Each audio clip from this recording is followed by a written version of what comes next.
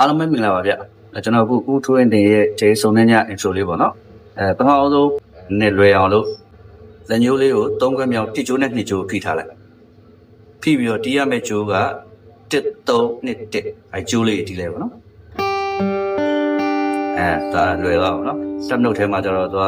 တစ်ကျိုး3ခွက်ပြီးရင်3ကျိုးလွတ်ကျိုးဒါလည်းမျိုးလေးရှိပါပေါ့နော်ဒါမျိုးလေးတစ်ခါလေးပြလိုက်တော့လွယ်တော့ပေါ့နော်ပြီးရတယ်တစ်ကျိုးတစ်ကျိုးနှစ်ကျိုးတစ်ကွဒါမို့လေးပေါ့နော်အဲ့ဒါပြီးရတယ်တစ်ကျိုးနှစ်ကွနှစ်ကျိုးသုံးကွနှစ်ကျိုးမှာပဲလွတ်ကျိုးဒါမျိုးလေးပေါ့နော်နှစ်ခုပေါင်းလိုက်မယ်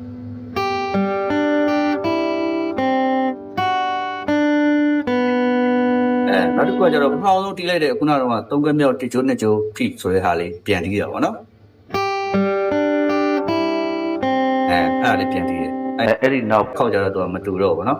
ဘယ်လိုမတူရလဲဆိုတော့တစ်ကျိုးမှာပဲ2ရယ်5ရယ်3ရယ်အဲ့3ခွက်တီးရပါတော့အဲ့လိုမျိုးလေးပေါ့နော်နှစ်ခုပေါင်းပြီးတော့ပြန်တီးလိုက်မယ်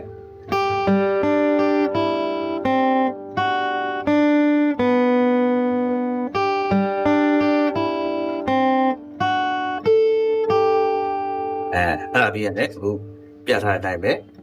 တစ်ကျိုးပေါ်မှာ3ခွက်ရယ်2ခွက်ရယ်လွတ်ကျိုးလေးပြထားရပါတော့။နည်းနည်းလေးတီးလိုက်မယ်။ပြီးရတယ်နှစ်ကျိုးပေါ်မှာ3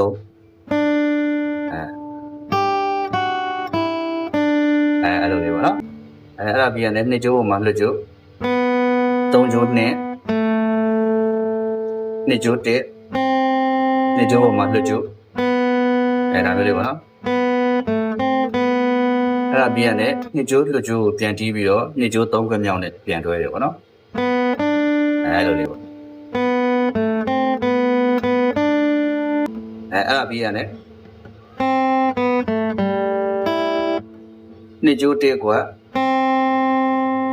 နှစ်ကျိုးမှာပဲလွတ်ကျိုးဒီ3ကျိုး2ခွက်3ကျိုးလွတ်ကျိုးပြီးတစ်ကျိုးလွတ်ကျိုးတက်နှုတ်လေးနဲ့ပြထားတော့ပိုပြီးလွယ်တာပါဗျတီးရမှာတော့ဒါမျိုးလေးပေါ့နော်